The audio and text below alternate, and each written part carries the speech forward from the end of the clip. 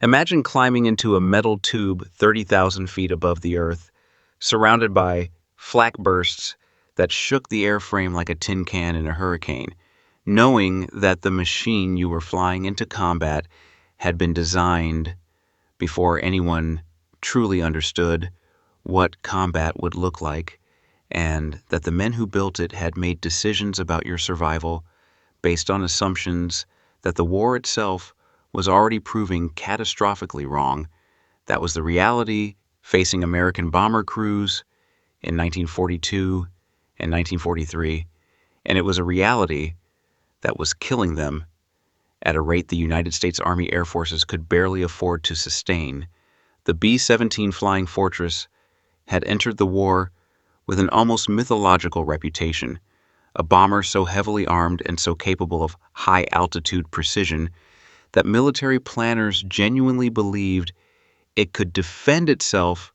against fighter attack without escort, that its ring of machine guns would create interlocking fields of fire that no Luftwaffe pilot could survive penetrating, and that American industrial genius had already solved the problem of crew survival before the first mission was ever flown. They were wrong. They were wrong in ways that would cost 10,000 men their lives,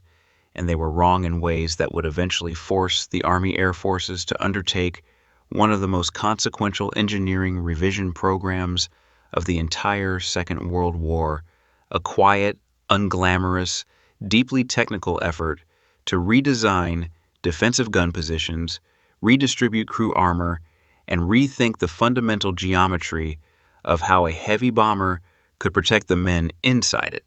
This is the story of that effort, the men who died before it happened, the engineers and commanders who finally forced the changes through a bureaucracy that resisted them, and the statistical transformation in survival rates that followed when the fixes were finally applied over the skies of occupied Europe. When the B-17 was originally designed in the mid-1930s by Boeing engineers working under contract for the United States Army Air Corps, the threat environment they were designing against was largely theoretical, drawn from the air combat lessons of the First World War and from a set of doctrinal assumptions about strategic bombing that had been developed at the Air Corps Tactical School at Maxwell Field in Alabama. The core assumption was that bombers flying at high altitude in tight formation could suppress enemy fighter attack through mutual fire support, that a formation of B-17s would present such a dense wall of .50 caliber machine gun fire in every direction that attacking fighters would find it practically suicidal to press home an assault. The original B-17B and early C models reflected this thinking, with gun positions scattered around the fuselage, waist gunners firing from open windows,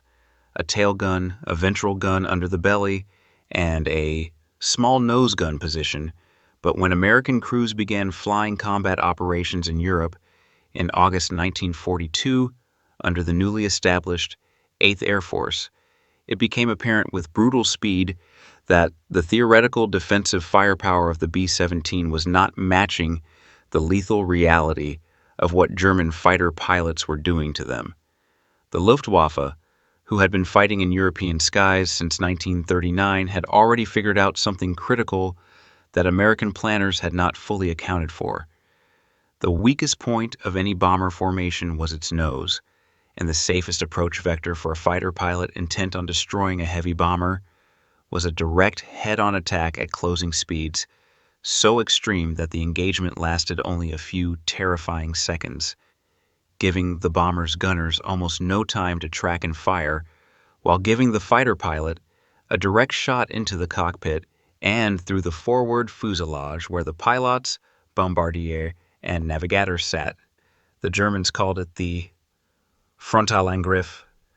the frontal attack, and when Luftwaffe aces like Egon Meyer and Georg Peter Ader began systematically applying it against American formations in late 1942, the results were devastating in a way that the pre-war defensive doctrine had never anticipated. The early missions told the story in raw numbers. The Eighth Air Force of Flaw First Major Rice over occupied Europe through the fall and winter of 1942, attacking submarine pens at Saint-Nazaire and Lorient, hitting industrial targets in Germany, probing the defenses of the Third Reich with formations that grew larger mission by mission, and the loss rates were alarming even in those early weeks before the Luftwaffe had fully organized its response. By the time the depth penetration raids began in earnest in 1943, targeting the German industrial heartland without the fighter escort that could not yet reach those distances, the mathematics of attrition had become nightmarish.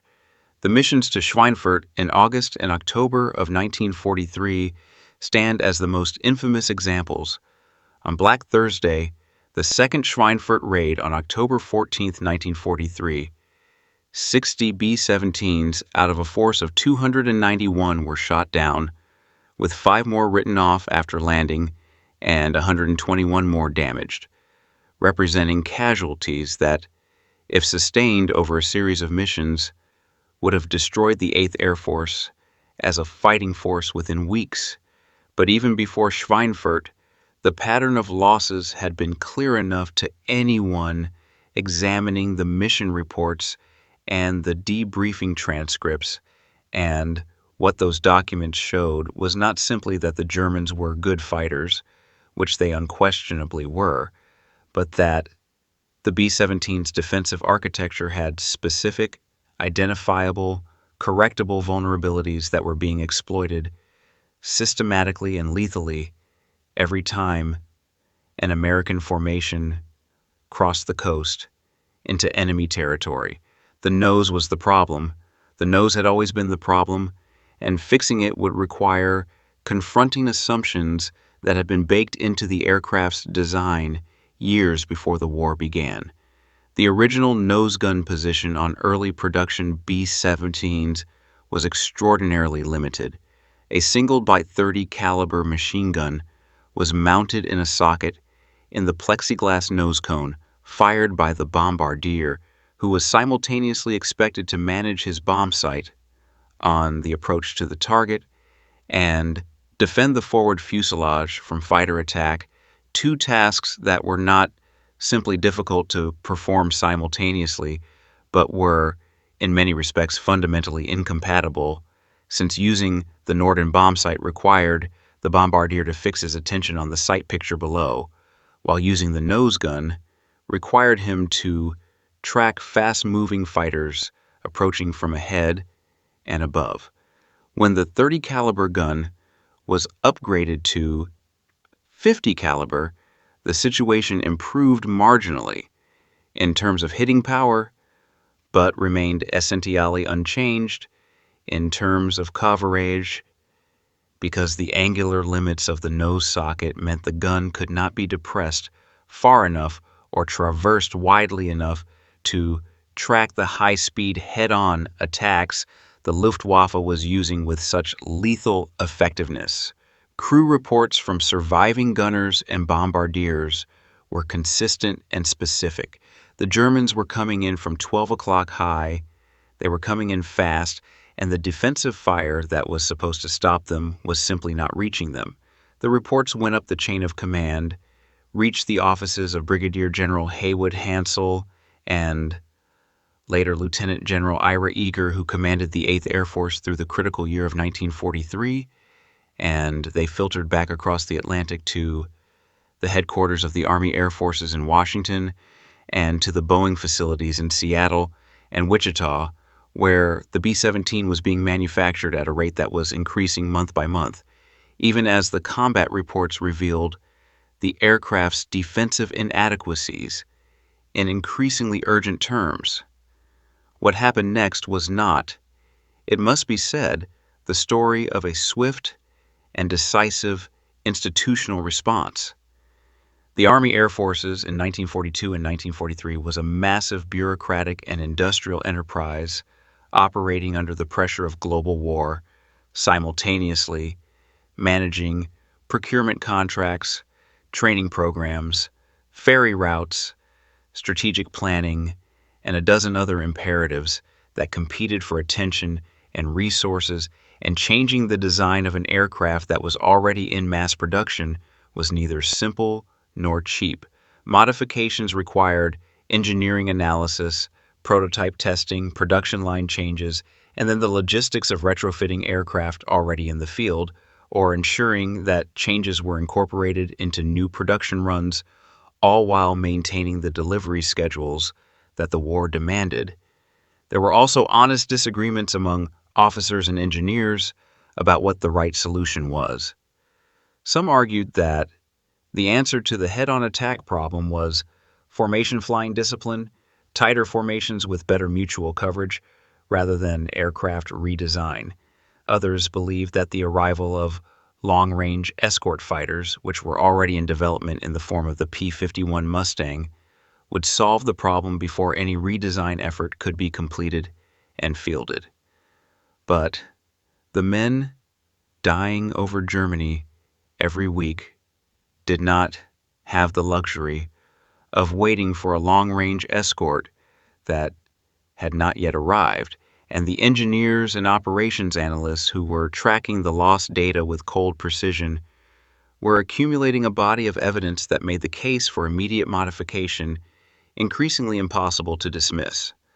The first substantive response came in the form of field modifications, the kind of improvised engineering that has characterized every air war since aviation began, carried out by the maintenance crews and armament specialists of the 8th Air Force's bomb groups without waiting for official approval from Boeing or the Army Air Force's Materiel Command. Crew chiefs and armament sergeants at bases across East Anglia began fashioning improvised cheek gun mounts, attaching additional .50 caliber machine guns to brackets welded or bolted to the sides of the B-17's nose compartment,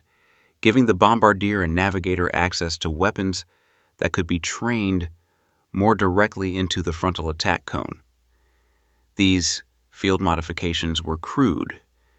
by engineering standards, not aerodynamically optimized, not structurally integrated into the airframe design, not standardized from one aircraft to the next, but they worked well enough that crews who flew aircraft equipped with them reported meaningful improvements in their ability to respond to head-on fighter attacks. The combat reports noting the effectiveness of these improvised nose guns reached both the 8th Air Force headquarters and the Army Air Forces Command in Washington, and they accelerated a formal engineering effort that had been moving through the procurement system, with what combat crews experiencing 20% loss rates on individual missions could only regard as maddening slowness. The formal solution that emerged from this process was the B-17G, which entered combat operations in September 1943, and its most significant feature was a development that addressed the frontal attack problem directly and permanently. The Bendix chin turret, mounted under the nose of the aircraft, gave the bombardier access to twin 50 caliber machine guns in a powered, hydraulically operated turret with a dramatically wider field of fire than any of the previous nose gun arrangements, capable of tracking attackers across the 12 o'clock position that the Luftwaffe had been exploiting so effectively. The chin turret was not simply an additional gun added to the aircraft's armament. It was a fundamentally different approach to forward defensive coverage, one that acknowledged the geometry of frontal attack and addressed it with a weapon system designed specifically to meet that threat. Boeing engineers, working with Army Air Forces requirements officers, had also incorporated 2 additional cheek gun positions in the nose of the G model, standardizing what field crews had been improvising with welding torches and improvised brackets, giving the nose compartment 3 gun positions with multiple gunners capable of engaging forward threats simultaneously. The result was that an attacking fighter pilot, who had once faced a narrow cone of poorly aimed defensive fire from a single, awkwardly positioned gun, now confronted a wall of 50 caliber fire from 3 positions that overlapped and reinforced each other across the frontal attack cone, and the change in the tactical calculus this represented was not lost on Luftwaffe fighter commanders who began analyzing the gunnery patterns of attacks on B-17G formations within weeks of the new aircraft entering service over Europe. But the chin turret, as important as it was only part of the story. The survival problem facing B-17 crews was not only architectural,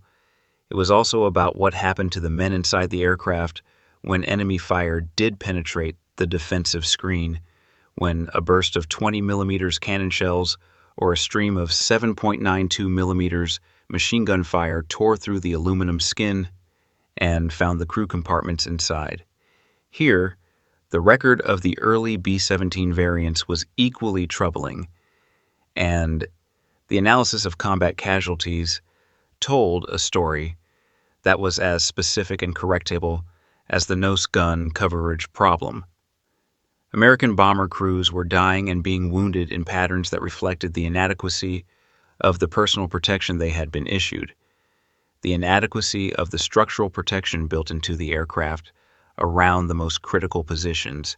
and the inadequacy of the medical and survival equipment available to them when they were hit. The heavy flak over German targets was producing a category of casualties that was distinct from fighter-inflicted wounds, shrapnel fragments from 88 millimeters and 105 millimeters anti-aircraft shells were punching through the relatively thin aluminum skin of the B-17 in quantities and at velocities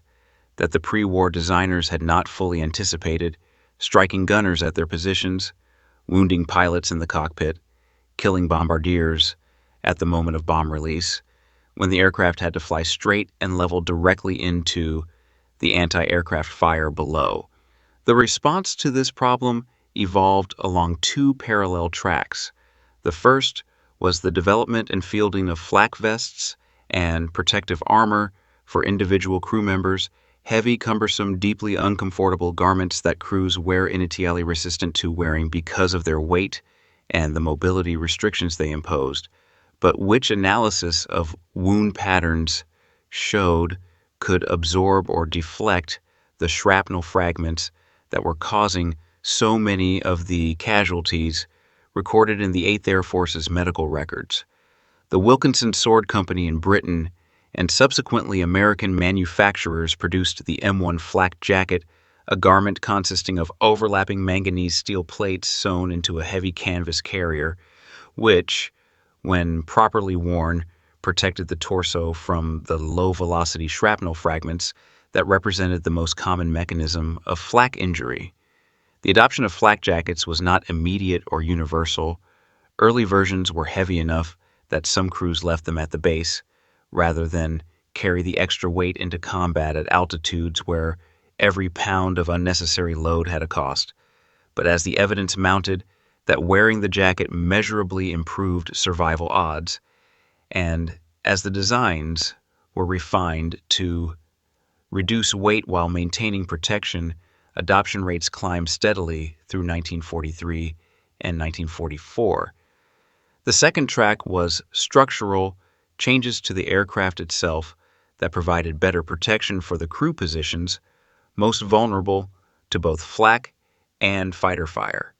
Armor plate behind the pilot seats had been incorporated into B-17 design relatively early, but the thickness and coverage of this armor was expanded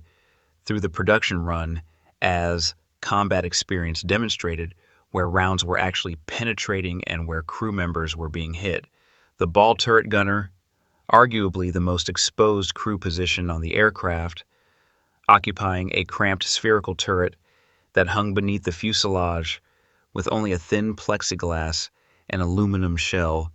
between him and the combat environment outside, received improved armor coverage that addressed the vulnerability patterns revealed by analysis of damaged aircraft.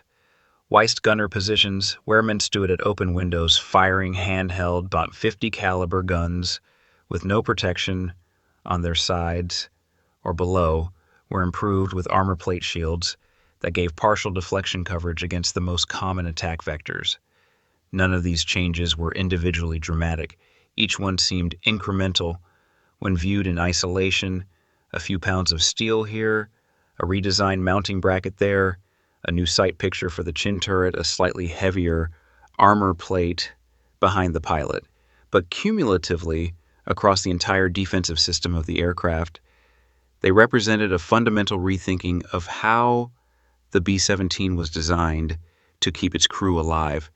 And the numbers that began to emerge from 8th Air Force statistical analysis as these changes propagated through the fleet told a story that was as compelling as any combat report.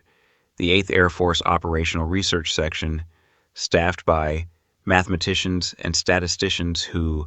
applied the emerging discipline of operations research to the problems of strategic bombing, was tracking loss rates, damage patterns, and crew casualty data with a rigor that had no real precedent in military history. These analysts, working from the detailed combat reports that crews were required to file after every mission and from the physical inspection of damaged aircraft that returned to base, were able to identify not just where aircraft were being hit, but where they were being hit without coming down, a distinction that was critical for understanding which damage was survivable and which was fatal. The insight that emerged from this analysis, later associated with the mathematician Abraham Wald, working for the Statistical Research Group, was counterintuitive in a way that illustrated perfectly why rigorous quantitative analysis was so valuable. The holes in returning aircraft showed where planes could be hit and survive, because planes hit in those places had come home. The places that showed no damage in the surviving aircraft where the places where hits were fatal,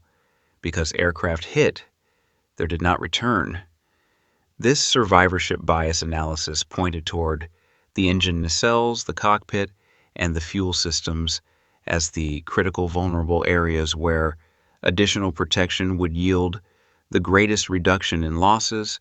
and the armor and design changes that followed from this analysis were among the most precise and impactful modifications made to the aircraft through the production run. The intersection of all these changes, the chin turret addressing the frontal attack, the improved crew armor reducing casualty rates from flak, the structural modifications protecting critical systems, and the doctrinal changes in formation flying that the new defensive architecture made possible, produced an aircraft that, by the time the B-17G was the dominant variant in service with the 8th Air Force in early 1944, was measurably and significantly more survivable than the B-17F and early variants that had suffered such terrible losses in 1942 and 1943. The arrival of the P-51 Mustang as a long-range escort fighter in December 1943 and its widespread deployment through the winter and spring of 1944 compounded the effect by transforming the threat environment the B-17 had to survive. But the internal defensive improvements remained critical because escort coverage was never complete, and because the flak threat over heavily defended targets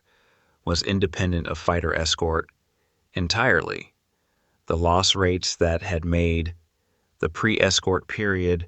such a catastrophic time for 8th Air Force crews, averaging well over 4% per mission during the worst periods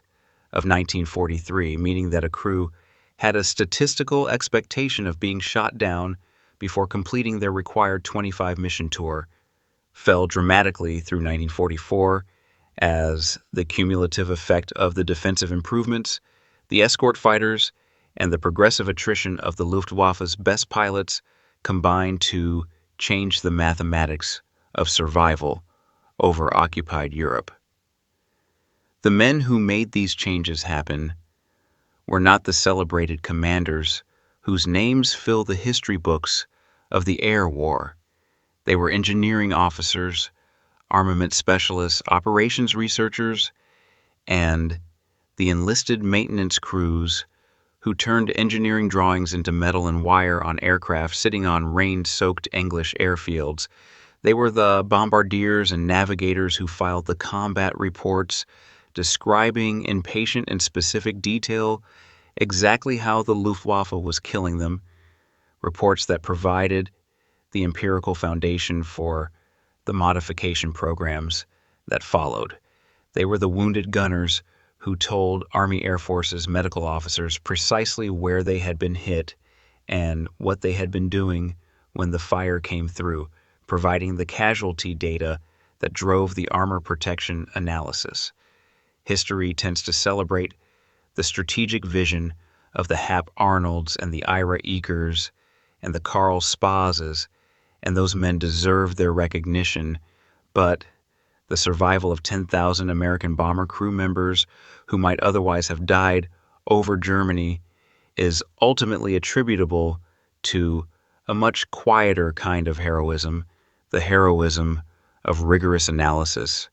honest acknowledgement of failure, and the disciplined engineering work of making a lethal and imperfect machine incrementally less lethal and incrementally more capable of bringing its crew home.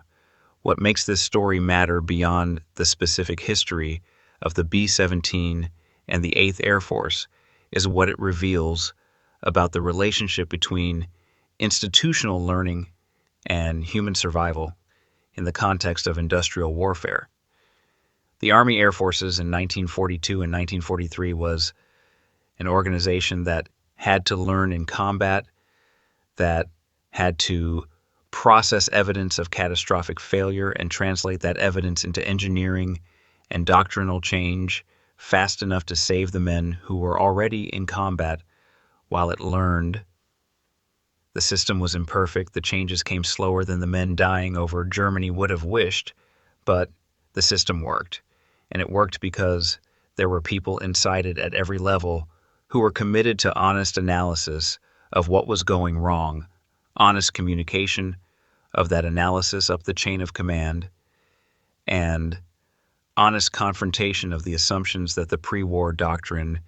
had embedded in the aircraft's design. The B-17 that flew over Berlin in 1944